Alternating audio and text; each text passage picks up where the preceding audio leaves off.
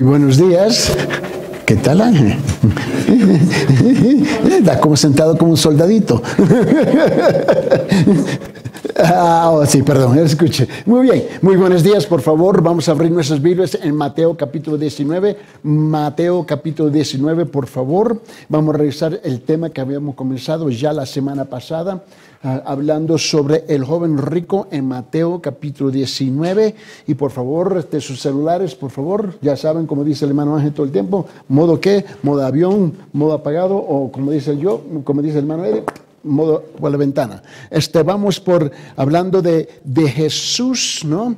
Tiene un encuentro con un joven aquí en Mateo capítulo 19, y esta serie de enseñanzas está sobre el concepto de dar. Pero uno de los problemas que existe en las iglesias es que hay una tendencia entre nosotros, el liderazgo espiritual, el pastorado, etcétera, etcétera, de siempre buscar la forma en cómo manipular al pueblo en sus sentimientos. Yo no tengo ningún interés de hacer eso, simplemente porque primeramente no soy el Espíritu Santo. Tenemos que reconocer que la palabra ella misma asienta y habla. Punto. Ahora, el pueblo es muy inteligente, lo he dicho muchas veces, ¿no? El pueblo entiende muy bien, simplemente rechaza las verdades. En ese caso no tenemos ningún poder sobre eso. Eso lo encomendamos en las manos de Dios. Aquí en Mateo capítulo 19, note el encuentro que tiene Jesús con este joven que se encuentra aquí en Mateo capítulo 19. Esta es una enseñanza donde Jesús se está dando en camino hacia Jerusalén. Y yo quiero que usted note en la pizarra, por favor, donde estaremos hablando sobre, aquí están los 4 pasos, ¿no? Yo creo que este es el error más grande, que llegamos todo el tiempo buscando cómo aplicar una verdad inmediatamente sin comprender el trasfondo de la verdad. Muchas veces con buenas intenciones mal aplicamos el principio. Y tuvimos la semana hablando sobre este asunto del joven rico, cómo entra el rico en el reino de los cielos. Ahora, tú dices, bueno, yo soy rico, a mí no me aplica. Vamos a ver, ¿no? Vamos al paso número 1, buscar la verdad eterna. Y eso ahí donde estuvimos la semana pasada. Hoy, por la gracia, quiero entrar aquí, aprende que solo Dios es bueno. Y eso tiene tremendas implicaciones. Porque nosotros, los seres humanos, ¿no? Así no es que hablamos, ella es buena, él es bueno. Así no es, ¿verdad? Y si nosotros nos consideremos buenos, ¿no? En ese caso, la mayor parte de la palabra no nos aplica. Y sin saber lo que estamos haciendo, nos estamos elevando y bajando a Dios. Que Él es solamente otro hombre igual como nosotros. Te lo voy a mostrar. Y luego el tercer paso, guardar los mandamientos, que para nosotros no tiene sentido, porque nosotros estamos convencidos que los mandamientos ya no existen, la ley no existe, es pura gracia, ¿no? Y número 4 es, entrega cuanto eres y tienes a Cristo, ¿no? Aquí donde quiero llegar y lo voy a entrar en punto número 2, el segundo paso. Todos viven su teología. Todos viven sus convicciones, todos viven lo que creen, pero no lo que dicen. Ahí está donde está la mayor parte de la humanidad. Igual en las iglesias, Muchos dicen y anulan con sus acciones. Ese es el desafío que siempre hemos tenido en el mundo. Y en otras palabras, las palabras que traspasan nuestros libros se convierten baratísimas, inútiles, ¿no? Y vacías. Vamos a leer aquí Mateo capítulo 19, versículos 16 hasta 22. Y noten sus separatas, por favor. He aquí se le acercó uno y le dijo, Maestro, hablando a Jesús, ¿quién bien haré para obtener la vida eterna? Y él le dijo, ¿por qué me preguntas acerca de lo bueno? Solo uno es bueno, pero si deseas entrar en la vida, guarda los mandamientos. Y él le dijo, ¿cuáles? Y Jesús le respondió, no matarás, no cometerás adulterio, no hurtarás, no darás falso testimonio, honra a tu padre y a tu madre y amarás a tu prójimo como a ti mismo. Y el joven le dijo, todo esto lo he guardado, ¿qué me falta? Todavía. Jesús le dijo, bueno, si quieres ser perfecto y pretende de ser perfecto, y vende lo que posee, da a los pobres, tendrás tesoro en los cielos, ven y sígueme. Pero al oír el joven estas palabras se fue triste porque era dueño de muchos bienes. Tú descubres la espiritualidad de las personas el momento que te acerca a la cartera de ellos. Se le acerca al bolsillo de una persona y de repente tú descubres un sinfín de cosas. Todo es chévere. Amén, gloria a Dios, aleluya, alabado sea el nombre del Señor, pero no me toca la cartera.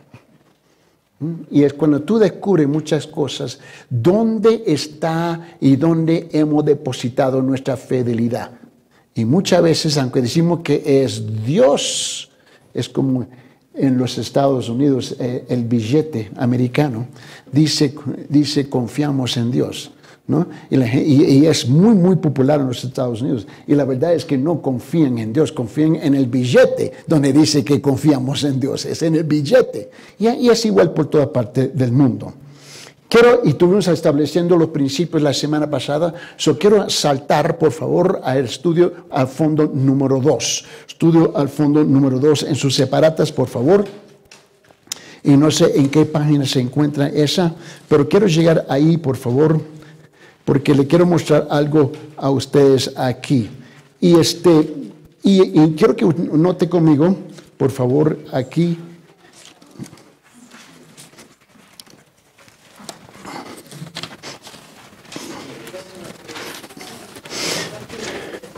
En página 3, por favor. Ok. Cristo está estableciendo el fondo, ¿ves? Los principios, el fundamental de lo que este joven le está haciendo. Le está haciendo la pregunta, ¿no? Y está hablando de la vida eterna. Ahora, los religiosos que son expertos en dividir las palabras, jugar con palabras. Bueno, los judíos tenían el mismo juego, ¿no? Quiero que usted note conmigo en versículo 16 que dice, he aquí se acercó uno y le dijo, maestro, ¿qué bien haré para obtener la vida eterna? Ahí comienza todo. Ahí comienza todo, ¿no? La vida eterna, note las diferentes palabras que en este pasaje se usan en forma intercambiable. La palabra vida eterna, para tener la vida eterna, versículo 16, vida. La mayor parte de las veces que tú lo ves en el Nuevo Testamento, vida está diciendo vida eterna. Si quieres entrar en la vida, versículo 17, y cielo.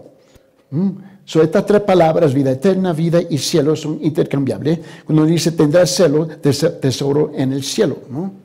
Ahora, y los religiosos les gustan jugar con las palabras.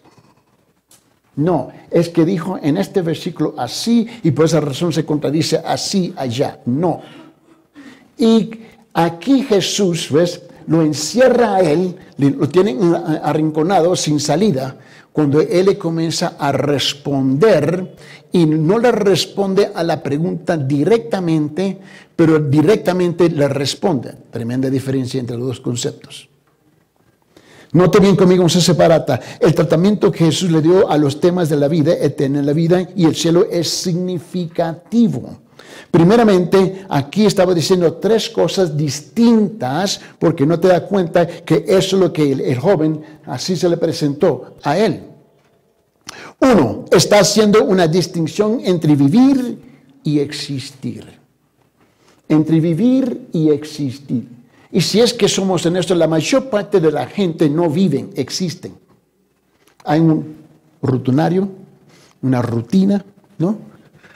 Y básicamente cada día es igual, son como robots. Han perdido el sentido del propósito por qué viven y entran en un estado de existir. Es una rutina sin sentido, no hay propósito y es la misma cosa día tras día, semana tras semana, mes tras mes y lamentablemente año tras año y terminan absolutamente vacíos porque así comenzaron. Vacíos, así se han mantenido, vacíos. Y ese es el problema de muchos en la tierra hoy en día. Y Jesús le está hablando a él. Hay una tremenda diferencia entre vivir y existir. Note bien, recibir vida eterna es entrar a la vida. Es vivir realmente como uno debe vivir.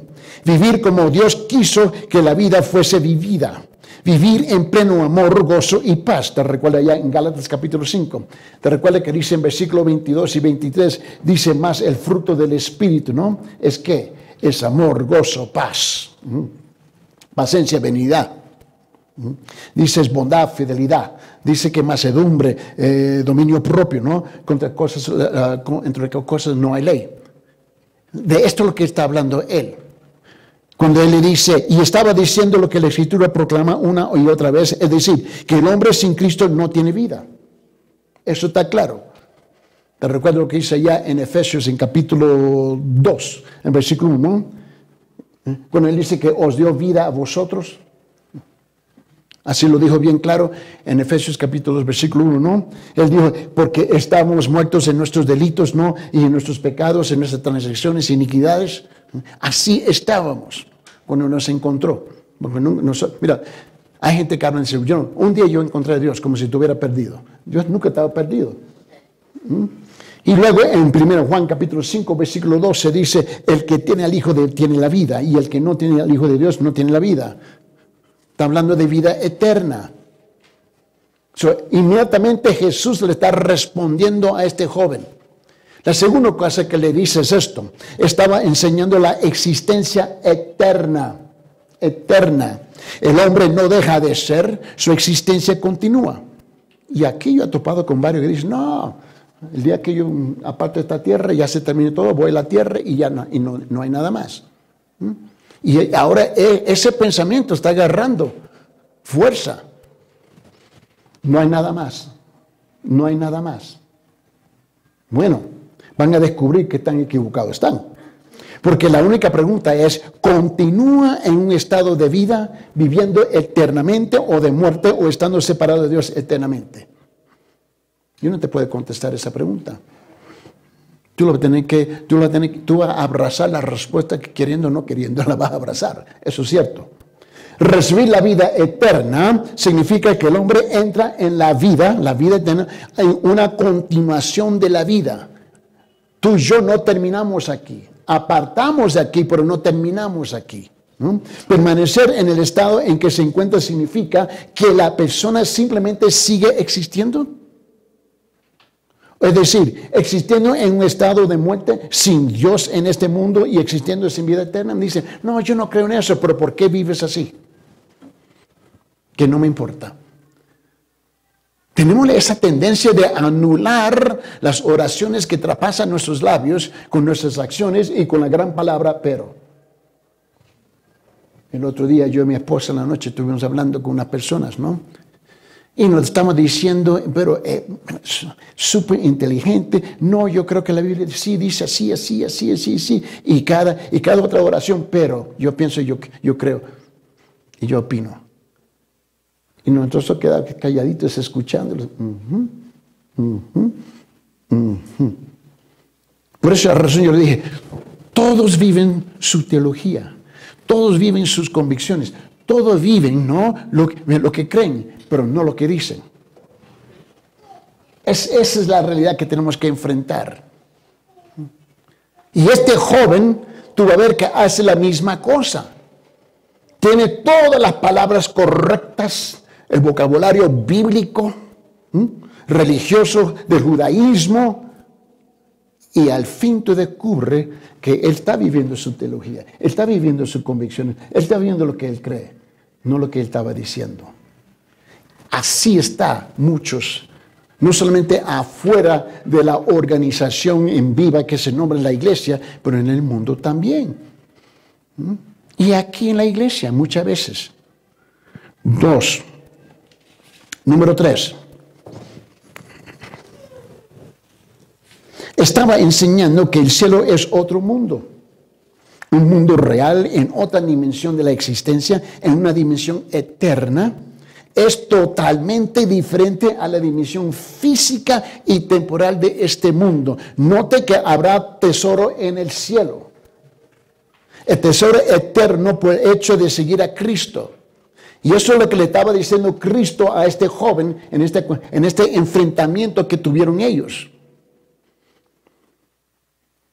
Ahora, si entiende eso, llegamos al punto número 2 en nuestro bosquejo. El concepto errado del hombre, ¿no? El segundo paso es para entrar en el reino de Dios, es saber que solamente Dios es bueno. Mira lo que dice en versículo 17 de Mateo capítulo 19, dice, ¿por qué me preguntas? ¿Te recuerdas la pregunta? Jesús le confrontó, ¿no? Le confrontó a él, y a mí me fascina en la forma como Cristo respondía a las cosas. Hoy, con razón, la gente está siempre ofendidos. Siempre están ofendidos. Este mundo está lleno de adultos en pañales. Ahora, ¿tú tienes el lujo de ser sarcástico? ¿Sí o no? ¿Tienes el lujo de responder como te da la gana? ¿Sí o no? Pero el momento que alguien te habla de esa forma, estás ofendido. ¡Ay, Dios mío! Y no importa el tema. No importa el tema. Ayer tuvimos aquí en la clase, en el receso fue, y el hermano Héctor estaba hablando, a ver cómo era, la palabra cultura. En breve, repítelo otra vez. ¿Te recuerdas? Bueno, la cultura... En voz alta. La cultura en nuestra sociedad, en nuestra región, es exaltada. ¿Sí? Digamos, es un motivo de orgullo. Nuestra cultura, decimos, la cultura de nuestra región, se la aprecia y se la valora. Y decíamos que en la palabra de Dios, la cultura es obviamente lo que el hombre construye, lo que el hombre a lo largo de los tiempos ha acumulado. Y finalmente va a chocar con la palabra de Dios. Yeah. Pero la cultura en nuestra sociedad es exaltada viendo desde ese punto de vista. No, es cierto. Y la razón quiero que lo repite porque eso es igual en muchas partes del mundo. No solamente aquí en Perú, no solamente aquí en Cusco, eso es por todo el mundo. Tú le tocas la cultura a una persona y tú le estás tocando su existencia. ¿Por qué? Porque si le dice, mira, si le dice a la persona, tú estás equivocado, tú me estás diciendo que mis padres estuvieron equivocados, mis abuelos están equivocados, tú estás hablando que 3000 años de historia en Cusco estamos equivocados y no lo pueden, y no te escuchan. Cierran todas las puertas y todos y van a la defensiva. Bueno, eso es igual por toda parte del mundo. Ahora, quiero que tú pienses en eso, en paréntesis aquí. Esto es lo que pasó con Jesús y este joven. De un linaje largo de judaísmo religioso de Israel. Y viene Cristo y le tumba a él toda su cultura en 10 segundos. Y el shock. Mira lo que dice, te lo voy a mostrar. En versículo 16, Mateo 19. Y aquí se le acercó uno, dijo, maestro, ¿qué bien haré para obtener la vida eterna? ¿Qué bien haré para obtener la vida eterna? Eso era cultura. Pregunta, ¿qué es cultura? No estamos hablando solamente de aquí. Pero toda la cultura es algo que ha sido aprendido, ¿sí o no? Es aprendizaje. Nuestras tradiciones, etcétera, etcétera, etcétera, etcétera, ¿no? Y esto, él le hace la pregunta de una perspectiva cultural. ¿Qué debo de hacer? ¿No? Porque lo dice en versículo 16. ¿Qué bien haré para obtener la vida eterna? Y Cristo ni le respondió, pero se enfocó en la parte qué bien. Qué bien. Se enfocó en esa parte. Versículo 17. Y le digo, ¿por qué me preguntas acerca de lo bueno? Solo uno es bueno, pero si deseas entrar en la vida, guarda los mandamientos. Dice, pero ¿qué mal hizo? Esta es la parte que se nos pierde. Mira bien. El joven en sus separatas falló en cuanto a un punto esencial. Vivía una vida de justicia propia. Ese era el problema de este joven. Tenía sus propios méritos, su propia versión de justicia propia. Como la persona dice, bueno, yo no robo. Yo no maldice. Yo no maltrato a la gente así. yo no estoy fornicando, yo no estoy en adulterio, y te dan la lista de todas las cosas que no están haciendo, ¿verdad? Yo soy bueno.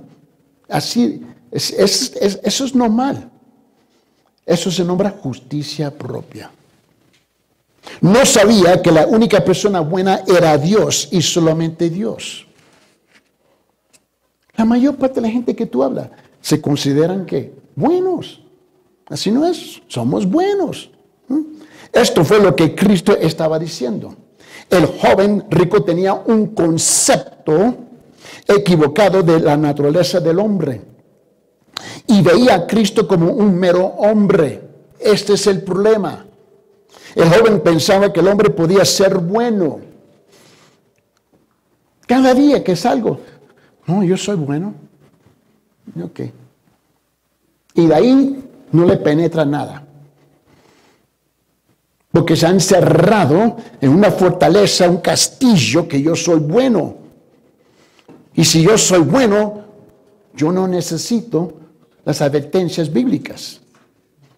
¿Por qué? Porque en mi estado de buenísimo, yo puedo hacer obras para complacer a Dios. Primeramente, llamó Jesús maestro bueno. En griego es específico, maestro bueno. Con ello quiso decir buen maestro, buen rabí, reconociendo que Jesús era una persona honorable, digna de ser estimada en gran manera, pero veía a Jesús únicamente como un maestro altamente considerado, no lo consideraba como el Hijo de Dios. Ahí está donde está la mayor parte de la gente. No importa qué país tú te encuentras. Ahí está la mayor parte. Más bien, las iglesias están llenas con miembros igual. Percibía a Jesús como un mero hombre, no como Dios. Pensaba que Jesús era un hombre que había logrado una excelencia moral inusual y que mediante ella había llegado a ser un buen maestro, en condiciones de enseñar las verdades de Dios y de la vida. Nada más. Segundo, pregunto, ¿qué bien haré? Tenía una religión de obras, no de fe. La mayor parte de la gente hoy día dice, sí, yo tengo fe, hasta que tú descubres que no es fe, son obras. Son obras. Una persona, mira, la iglesia cristiana, ¿no? Tiene su gente que hacen la misma cosa como todas las otras religiones. El tipo, la mujer, ella, andan mal, saben que andan mal, ¿no? Y de repente un día aparecen por la puerta y por las próximas 2 o 3 semanas aparecen en cada reunión, ¿no? Están ganando puntos con Dios. Te dan ofrendas, necesitas hacer algo, ellos lo hacen de repente. Y ellos piensan que ellos pueden ahora ganar el favor de Dios, haciendo todas estas cositas, enderezándose, porque es pura obras. Son puras obras. Ese es el juego religioso del hombre que tiene su propia justicia. Creía que podía asegurarse la vida eterna mediante buenas obras. Eso es lo que él pensaba. Si solamente pudiera guardar alguna gran regla y vivir una vida limpia, entonces Dios lo aceptaría. Dios, tú estás obligado a aceptarme. Creía que su conducta moral y sus buenas obras equilibraban sus cuentas, haciéndolo aceptable ante Dios. Ese es el juego. Cristo tuvo que corregir estos 2 errores. Intentó hacerlo formulando 2 preguntas precisas. Le dijo, ¿por qué me llamas bueno? Ninguno hay bueno, sino que dice uno, Dios. Le estaba diciendo, solamente Dios es bueno. No hay hombre bueno. No comparado a Dios, ni siquiera suficiente bueno para presentarse en justicia delante de Dios. Tú sabes, cuando estamos evangelizando, esto es lo que estamos haciendo. Desarmando Y por esa razón es difícil. Y sabe que la persona sabe, ellos pueden percibir en segundos lo que tú vas a hacer. ¿No? Se levantan el muro un poquito más alto. Se engruesa la pared, ¿no? Se le pone 2, 3, 4 candados extra, ¿no? Y ya se ponen en la posición defensiva, ¿no? Porque ya saben, ellos pueden percibir, ellos están como el perro, ellos huelen la cosa, ya. ¿Por qué? Porque ellos saben que andan mal, pero no pueden decir que andan mal, tienen que decir que ando bien. Si yo no soy más que un hombre, Cristo, un buen maestro, entonces no soy bueno y no tengo las palabras de vida eterna. Porque me dijiste, buen maestro, buen rabí. Pero si yo soy Dios, si es que soy, entonces puede decirme bueno y entonces tengo las palabras de vida eterna. Él ahora tiene un problema. ¿Dios me está hablando o Dios no me está hablando? Note dos cosas aquí.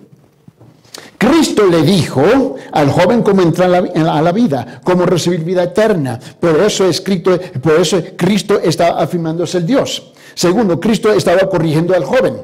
Con las palabras vigorosas le preguntó, ¿por qué me llamas bueno? Ninguno hay bueno sino uno, Dios. Cristo no quería que el hombre pensara de él como un mero hombre. Por más prominente maestro que fuese en su concepto, Cristo era Dios y el propio Hijo de Dios y debía ser llamado Hijo de Dios. Por eso Cristo intentó guiar al joven a que reconociera que Jesús era Dios.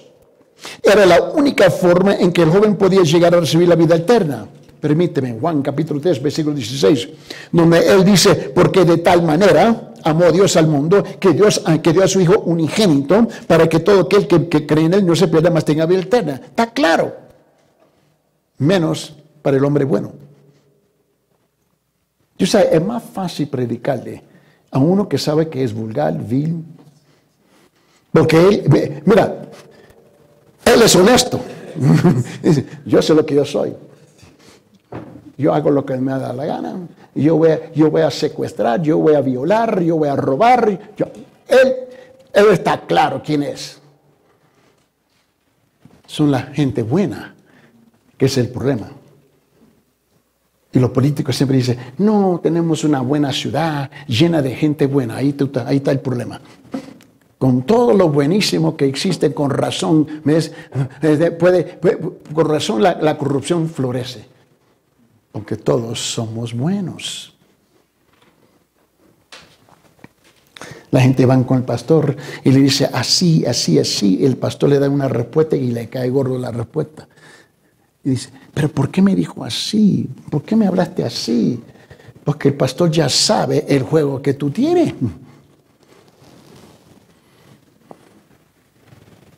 Pregunta.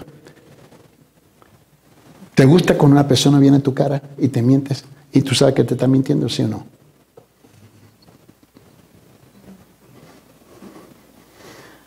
¿Qué es lo que tú crees que Pastor Joe tiene que enfrentar en la iglesia todo el tiempo?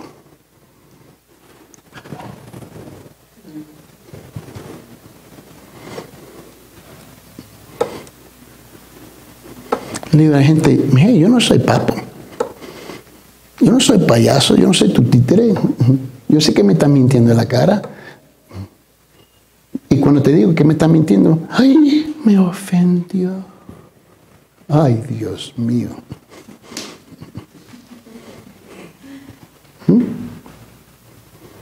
Mire lo que dice Cristo. ¿Sabe que la opinión del hermano Eddie, sus palabras tienen valor de 0 menos 1? Pero ¿qué es lo que dice Cristo? Juan capítulo 14, versículos 6 y 7. Y Jesús le dijo, yo soy el camino, el único camino, el camino. Y la verdad y la vida, nadie viene al Padre sino por mí. Si no hubieras conocido también, hubierais conocido a mi Padre. Desde ahora le conocéis, dice, y habéis visto. Pero Él habla y la gente... como nada, yo tengo mi propio plan. Yo tengo mi propia mapa. Yo no te pregunto, pero es como el otro día estábamos hablando con el hermano Héctor en el programa y él dijo, es cierto que para Roma hay varios caminos para llegar a Roma. Eso es cierto. Mira, ¿sabe qué? Los caminos que cruzaron el imperio de Roma hasta la fecha están. Hay más de 36, si no sabes, hay más de 36 caminos a Roma. Es impresionante. El problema es que para el cielo hay solamente uno. ¿Y sabe cómo tiene que principiar? Tiene que morir. Y tienes que enfrentar una realidad. Porque después de la muerte hay ¿qué? Un juicio. Romanos capítulo 10, versículo 9 y 10 dice que si confieses con tu boca a Jesús por Señor y crees en tu corazón que Dios le resucitó de entre los muertos y le serás ¿qué? Seguro. Existe ojalá la posibilidad que, yo creo que sí. No, dice serás salvo, porque con el corazón se cree para justicia y con la boca se confiesa para salvación. En Romanos capítulo 10, versículo 13, porque todo aquel que invoque el nombre del Señor será ¿qué? Salvo. Este joven rico, gobernante, se estaba dirigiendo a este Jesús. A él, se le estaba dirigiendo a él. En 1 Timoteo capítulo 2, versículo 5 dice, porque no hay solo Dios, no hay un solo, dice, porque hay un solo Dios y también un solo mediador entre Dios y los hombres, Cristo Jesús hombre. Es a él, a él. Con él estaba hablando. Ahora, ¿sabe que hoy día no hay excusas? Ese es el problema, como dice el libro de Romanos. Pesa. Porque, mira, todos los religiosos saben quién es Jesús. Ay, no sabía. Deja con ese juego, por favor. La Biblia dice que no hay excusa. Por eso nosotros somos expertos en ¿qué? En las excusas, ¿no? Esa es la humanidad, ¿no? Mira bien. Piensa en esto conmigo. La gran equivocación en el concepto referido al hombre es pensar que el hombre es bueno. Ese es el problema. Que en su esencia, en su naturaleza original, el hombre es bueno. Que el hombre puede ser suficientemente bueno para merecer la aprobación de Dios. Puede hacer suficientes obras buenas para presentarse aceptable delante de Dios. Al menos dos errores básicos en la posición de la justicia propia. Cuando estoy evangelizando con la persona, siempre busco una o dos para presentarle. Ahora, yo sé que no lo voy a convencer. Yo estoy convencido de eso. Ese no es mi trabajo. Mi trabajo es sembrar la palabra. Pero si tú vas con las expectativas de cosechar, andas equivocado. Mira, cualquier animal, cualquier mula, puedo decirlo así, ¿no? Si tú trabajas en los campos, en las chacras, y siembras hoy, tú sabes que no vas a cosechar hoy. Eso está claro. Está claro. So, la gente va a evangelizar. No quiero ir porque nadie se convierte. Es una pérdida de tiempo. ¿En qué mundo está viviendo? Tú vas a sembrar, no convertir. Sembrar la palabra. Deje la palabra y el Espíritu Santo hacer la obra en el corazón de la persona. Sigue caminando. Pero tiene que sembrar. Porque si no siembra, no hay cosecha. Pero la cosecha no son 24 horas. Yo sé que hoy día vivimos en una época donde toda la tecnología, mete el plato ahí en la microonda, 30 segundos, ¡pip! Y así no funciona la obra espiritual. Aquí hay dos errores básicos. En la posesión número uno, la justicia propia rebaja a Dios y hace a Dios menos que perfecto. Ahí está el problema. Repito, la justicia propia rebaja a Dios, hace a Dios menos que perfecto. Prácticamente eleva al hombre a la estatura de Dios. En efecto, teórica y matemáticamente, si podemos mejorar, alcanzar mayor bondad, entonces podemos esforzarnos hasta alcanzar la perfección. Ello diría que podemos llegar a ser tan perfectos como Dios que nosotros mismos podemos llegar a ser dioses. Y si no lo sabe, esa es una enseñanza popular hoy día. Nunca he oído ¿cómo se nombra él? Bueno, ya se me fue en blanco. En los Estados Unidos tenemos un montón de evangelistas que son evangelistas y predican esta tontería. Y Latinoamérica lo está chupando. Que podemos ser dioses. Por supuesto, tales teorías y posiciones son necias. No alcanzan a captar la realidad del mundo. Muchísimas gracias. No alcanza a captar la realidad del mundo, la presencia del mal y de la muerte y la necesidad de ser transformados, ¿no?, en nuevas criaturas capaces de vivir eternamente y perfectamente. Noten, la segunda cosa, la justicia propia contamina con el mal y la imperfección en el entorno de Dios. Mira, no importa cuánto bien hagamos, no podemos hacernos perfectos. El pecado y el mal siempre están en nuestro interior y en nuestras raíces. Esa es la gente con quien tú estás hablando en las calles, en el trabajo, en su vecindario, tus vecinos, tus amigos, tus conocidos. Si Dios nos acepta como pecadores y malos y equivocados, nos presentaríamos imperfectos ante Él y contaminaremos el suelo y la atmósfera que le rodean. El cielo quedaría contaminado y despojado de su perfección. El cielo ya no sería cielo, ya no sería perfecto, libre de pecado.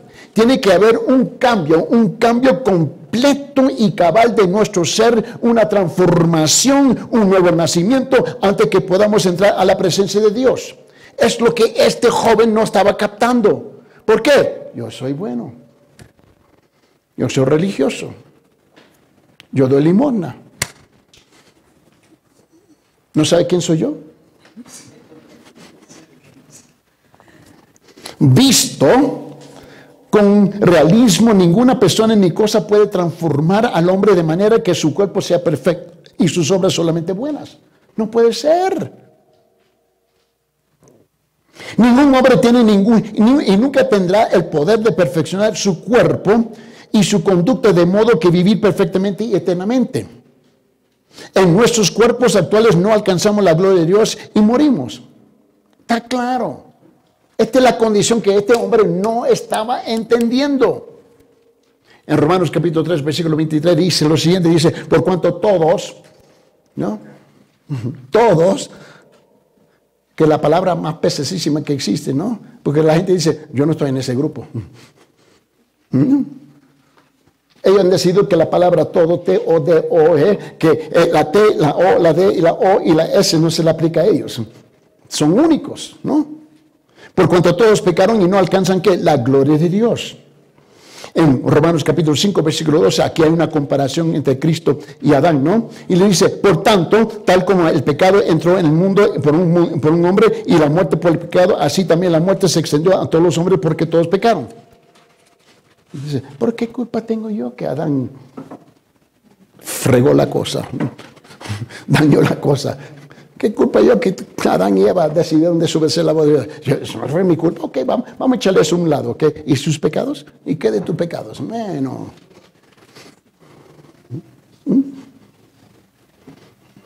Todos tenemos herencia de algo, ¿no?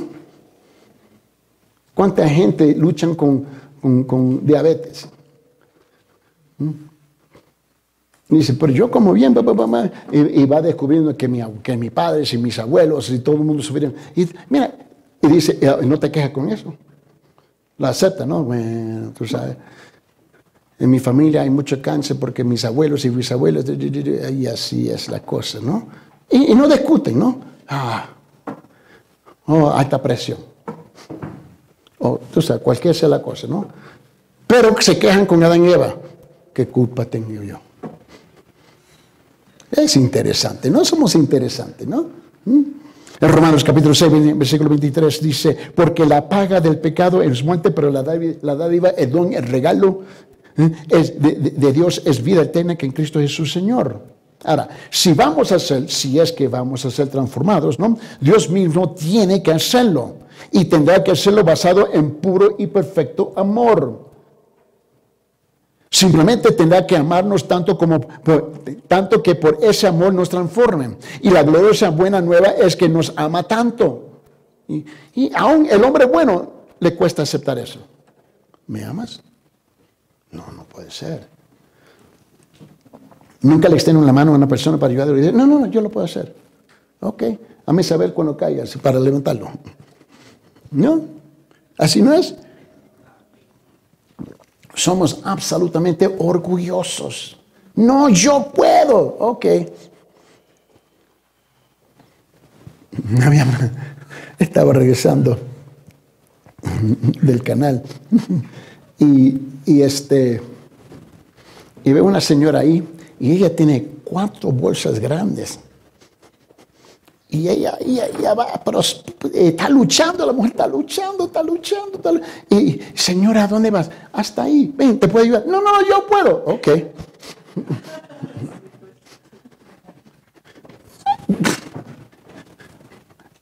No, yo puedo.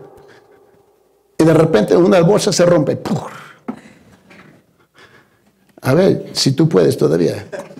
Con las 3 bolsas y recoger eso a la misma vez, a ver. Es que nosotros así somos.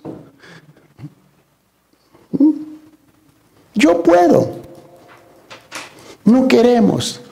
El orgullo, aunque nos mata, pero vamos con ese orgullo bien abrazado, bien vestido en el ataúd, ¿no? Hasta que yo puedo. Ok. Mira, Dios nos ama tanto que Dios dio a su único hijo para que pague la penalidad de nuestros pecados, que es muerte. Por supuesto, esto significa que si la pena ha sido pagada, nosotros ya no tenemos que morir. Hablando de la vida, la separación eterna de Dios, ¿no? 1 Pedro capítulo 2, versículo 24, él dice, y él mismo llevó nuestros pecados en su cuerpo sobre la cruz, a fin de que muramos al pecado y vivamos la justicia, porque por sus heridas fuiste sanados. Dice, pero ¿por qué me lo llevo? Yo no se lo pedí. Orgullo. No era necesario, tengo suficiente crédito en la categoría de bueno para cancelar esto. Ok. Segundo, que entregó a su hijo único para mostrarnos su gran amor y hacernos creer en su amor. ¿No? Está claro, por supuesto, esto significa que si creemos, Dios nos aceptará y transformará. Yo tengo que creer, pero no te cae gordo, no, es que yo tengo que hacer algo. Yo tengo que hacer algo. Creer. Tú sabes la palabra creer en el contexto de los evangelios y también en las epístolas cuando se usa esa palabra creer. Y en español es un poco difícil porque no tenemos las sutilezas de esa palabra. En griego, ¿no? Es como los sentidos, ¿no? Y los tiempos. Nosotros tenemos en la gramática nuestra, y es igual en inglés y en español, es pasado, presente, futuro, ¿no? Y luego en español necesitamos más palabras para contextualizar en qué sentido estamos hablando del pasado, presente, futuro. En griego, que es la parte que es difícil para traducirlo en español, y el mismo problema en inglés, hay 9 tiempos. ¿Cómo? 9, ¿cómo es eso? Pasado, presente, futuro, ¿no? Y pero con la palabra creer tiene el mismo problema en español, ¿no? Creer. ¿Qué significa creer? ¿Tú has procesado algo intelectualmente? No. Y nada más. Y ese es el uso típico de la palabra creer. Sí, yo creo. ¿Estás soleando? Sí, yo lo creo. Pero no requiere nada, ¿verdad? Pero en griego, que es el idioma original del Nuevo Testamento, creer no es solamente intelectualizar, tú tienes que accionar, tú tienes que hacer algo con eso. Creer es la palabra pisteuo, ¿no? En griego, que significa, y literalmente la palabra, literalmente, tú sabes que el griego y hebreo son idiomas que pintan cuadros. Pintan cuadros. La otra noche estuvimos hablando de eso con esta pareja. Y es la razón porque el arte es tan grande en la iglesia primitiva, ¿no? Y en las iglesias hoy en día, y tú sabes, si tú vas a una iglesia católica romana o de los griegos ortodoxos, etcétera, etcétera, etcétera, hay unas tremendas pinturas y cuadros que son grandes, ¿eh? Y dice, ¿pero por qué tienen tanto? Porque así se comunicaba. Así se comunicaba porque la mayor parte de la gente no leían. No tenían la educación para leer. Un cuadro pintaba una historia completamente. Pero ¿cómo es que sacaron eso? ¿Cómo pudieron lograr eso? Porque en griego, ¿no? Como en hebreo, una palabra pinta un cuadro. Creer para nosotros es, yo lo creo. No requiere de mí, pero yo lo creo. Lo intelectualizamos, pero creer, la palabra pisteuo, que quiere decir entregar mi vida espiritual, mi bienestar espiritual en las manos de Cristo. Creer no es entregar mi bienestar espiritual en las manos de Cristo. Literalmente eso es lo que significa esa palabra, creer. Se aplica a una persona. La persona es Cristo. No es intelectualizarlo, es creer. ¿Crees? Entrega tu vida a Él. Ahora, en español lo tenemos que explicar, ¿no? Ellos entendían eso. Esto es lo que este joven no captaba. Porque él estaba tan dominado por su religiosidad. Yo hago, hacemos estas cosas, nuestro protocolo religioso, rituales, ceremonias, etcétera, etcétera, etcétera, etcétera. Y estoy bien con Dios. Así no es. El creer es la misma palabra hoy en día. Es entregar su bienestar espiritual en las manos de Cristo. La persona de Cristo es la persona. Es una persona. No es una idea. Mira lo que dice en Juan capítulo 5, versículo 24. En verdad y en verdad. Os digo. Dice, el que oye mi palabra y cree al que me envió, tiene vida eterna y no viene a condenación, sino que ha pasado de muerte a vida. Nota el segundo pensamiento. Solamente Dios es perfectamente bueno. Es la fuente, el patrón ideal de toda bondad. Toda bondad será medida por Él. El problema con el joven rico es que no había pensado con suficiente profundidad. No estaba pesando las palabras que Cristo le estaba compartiendo. Su pensamiento era superficial. Y ahí es donde está la mayor parte de la gente. Cuando tú hablas con él. Sí, yo creo, yo estoy bien. Ajá. Y no quieren entrar a algo más profundo contigo.